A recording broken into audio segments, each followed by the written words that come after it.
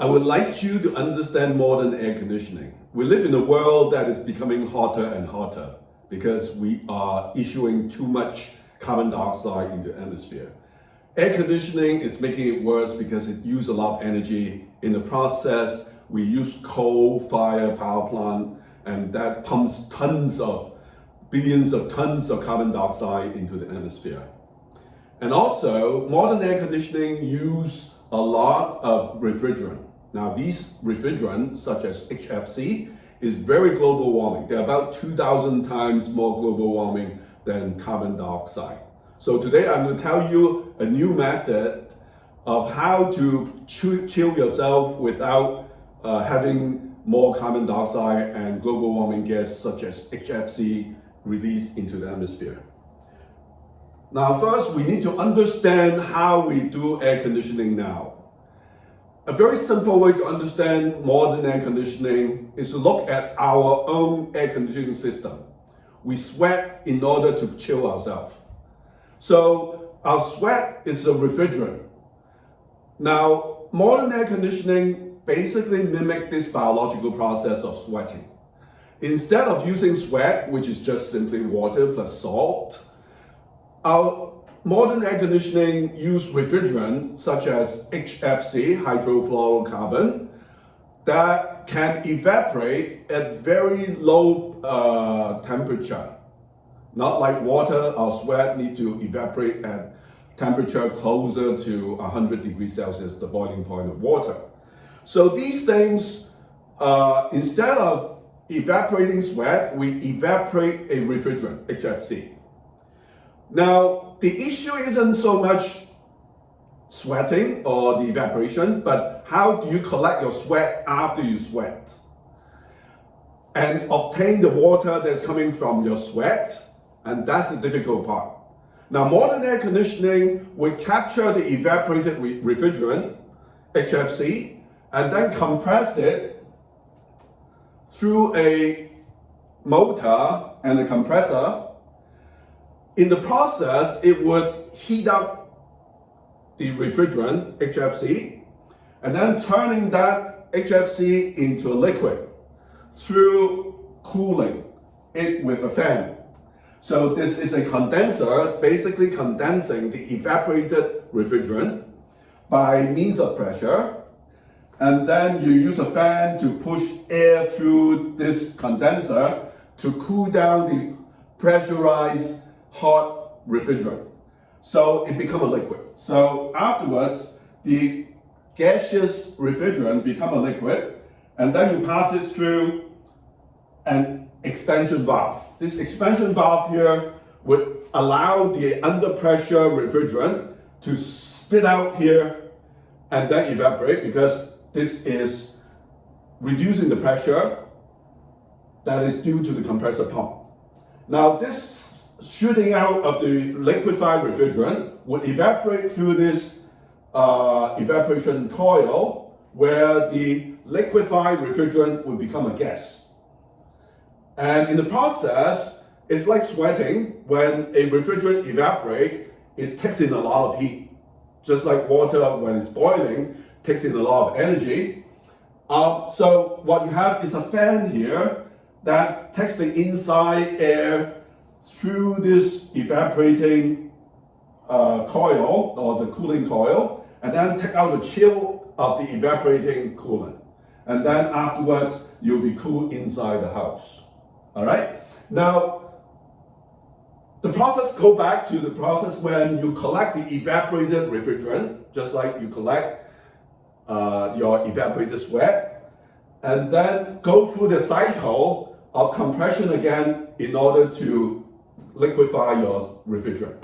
Okay? Now, this is not very good, largely because it takes a lot of pressure, 10 times the atmospheric pressure, to really liquefy the refrigerant again.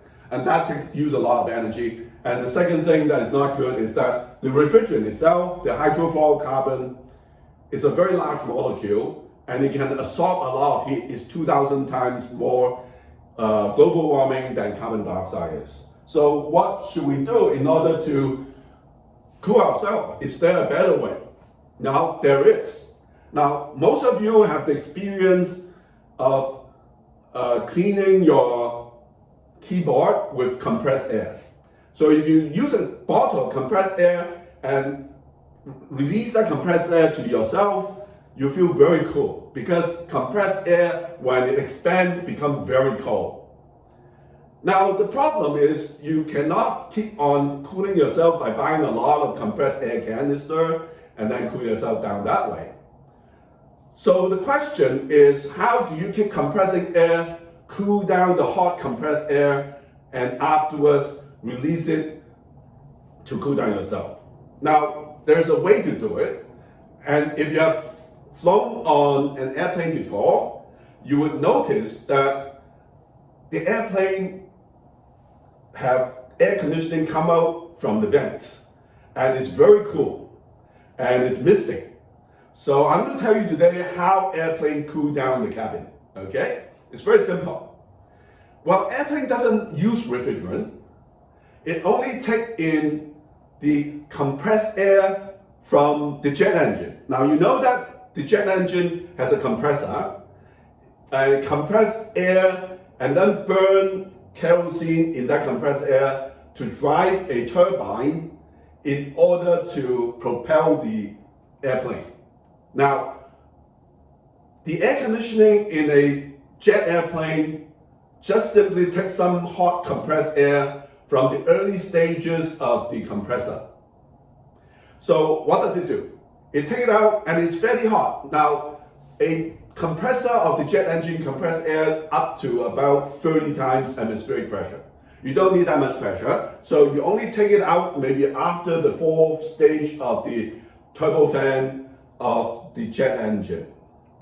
And the air at that point is about 200 degrees Celsius, fairly hot. So what you do is you take the hot compressed air from the jet engine, and then you pull in air from outside the airplane. This is a fan that pulls in air through A, and then it would cool down the hot compressed air from the jet engine. And afterwards, that the cool down compressed air would be compressed again by this compressor, and it becomes hot again. And afterwards, you use the same hot the air from outside the airplane to cool it down a second time. So this becomes very high pressure. It could be as high a pressure as like 5 times atmospheric pressure, as this is compressed it one more time from a 4 times atmospheric pressure of the compressed air from the jet engine. Now this cool down compressed air would then drive a turbine to compress the air from the jet engine a second time. All right, this is a little bit complicated. Don't worry if you don't fully understand this. What it does is really, the whole idea is to take the hot compressed air from the jet engine, cool it down by outside air, and then allow it to expand through the expanded turbine, and then will come out to the cabin as freezing cold air. Now, sometimes you see this cold air actually is very misty. And I always wonder why it's so misty in the air, the cold air that's coming out into the cabin. Well, the reason is very simple. In places where it's very humid, like Hong Kong, the compressed air actually has a lot of moisture. Even when it goes into the jet compressor, it comes back out freezing cold, and that moisture condenses out on you. And that explains why you have this misty phenomenon inside the cabin. All right, I hope you understand this. So today I'm going to explain my invention to you, what I think is a better way to do air conditioning without the use of refrigerant. Now the idea actually is inspired by nature. And if you look around, you will find the biggest object in the universe, basically galaxies, has shapes that are, we call an exponential spiral. Why is it exponential? Because the radius of the spiral increases exponentially as you turn. Okay, just let me repeat. An exponential spiral is going out of the center of the galaxy at a rate that is increasing exponentially as you turn. Okay, that's an exponential spiral. You find that very often also in nature, such as that in a sunflower, and you find that the spiral actually increases exponentially long as you turn around the center. Now also, a nautilus shell would have also an exponential spiral, as you see here, that the radius increases exponentially as it turn around the center. Now, obviously, a galaxy arm also have turns that increases exponentially as you turn from the center to the outside. Now, this is very fundamental in nature. Exponential spirals are almost everywhere. And today I would like to explain to you my inspiration of a exponential spiral turbine that is capable of compressing air very effectively without using a jet engine. Now, if you know that in nature, one of the most powerful air system is a cyclone or a hurricane. And the hurricane, if you know, most of you probably don't know, the air actually moves from outside to the inside, towards the center. And in the process, it accelerates. Now, a hurricane is a heat engine. Where does the heat come from? The heat comes from the ocean water. The ocean water is heated up because of global warming. And so when the air moves from the outside to the inside, it actually picks up the moisture from the warm ocean. Now, water is H2O. It's lighter than air. Has a molecular weight of 18 only. Okay? So it will rise up very fast. So the heat energy is actually converted into the motion energy of the air as well as the steam. It rises up, so the air actually become spiral towards the center and become faster and faster. Now I take this inspiration to invent my heat turbine. The heat turbine practically compresses air from the outside to the inside. As it goes towards the inside, the pressure increases very quickly. All right? And so today I'm going to tell you what I discovered. The most fundamental discovery that I've made in my life is that the better way to build an air compressor is mimicking a hurricane. And so I filed patents on a tapering exponential spiral turbine, and the patents are granted in the United States, in China, in Japan and Korea, and is pending in the EU and India. I'm going to explain to you my invention, an air conditioner that doesn't use refrigerant. That's how it works.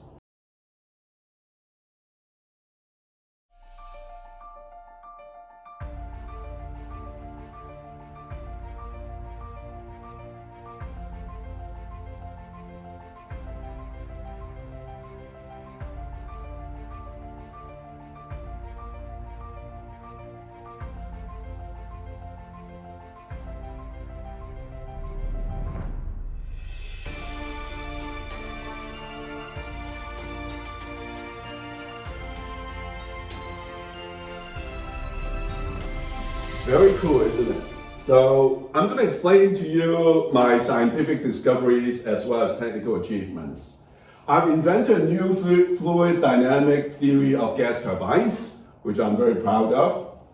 And then also have discovered a new thermodynamic theory of heat engine, air conditioning, and water desalination. Some of these I will describe later in later videos. And also, as a professor of electrical engineering, I'm very proud to have discovered a new electrodynamic theory of electric generators and motors that are built into these heat engine as well as air conditioners. So I think we would have to do hundreds of iterative design of heat engine, air conditioning, and water desalination, which I've done so far. And afterwards, we would be able to 3D print what you've seen in the video, a personal as well as a home air conditioner and commercial solar man air conditioning. So today I hope you have understood how a new kind of air conditioning will work. If you do, please like and subscribe to our channel. Thank you.